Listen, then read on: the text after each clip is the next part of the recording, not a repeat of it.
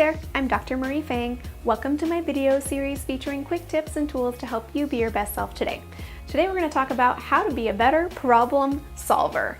Now this might sound like a simple enough tip. A lot of us either think of ourselves as really good problem solvers, or we might just not really think about how to be a better problem solver. But the reality is we tend to attempt to deal with problems utilizing the same strategies that we've always utilized before, even if they're not really working.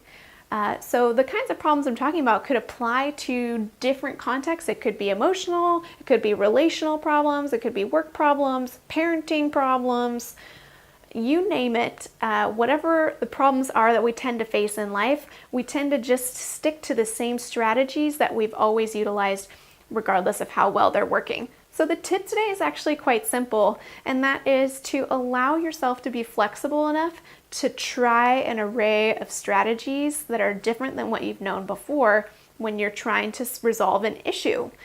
So for example, if you're parenting your child and the child has a particular behavior that keeps coming up, and whatever strategy that you've been using so far isn't resolving the outcome, try a few different strategies.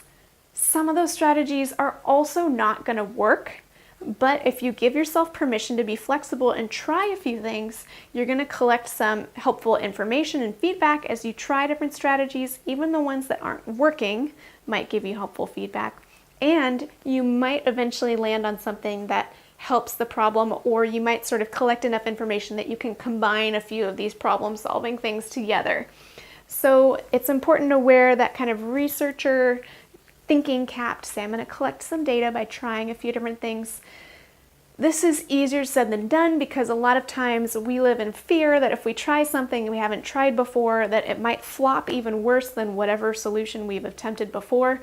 So it can feel like it's better to just stick with something that's partially broken than potentially making it more broken. But that's not really how it works. So I encourage you to be flexible, try different ways of solving your problems.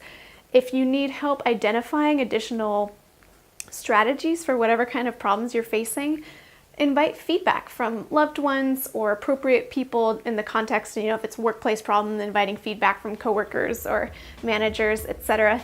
But check in with people you know and invite them to give you ideas for other ways to try to solve a problem, and just try them and see what happens. The worst case scenario is that certain strategies won't work, and that's still helpful information, and you may just land on something that's helpful and is a game changer for you.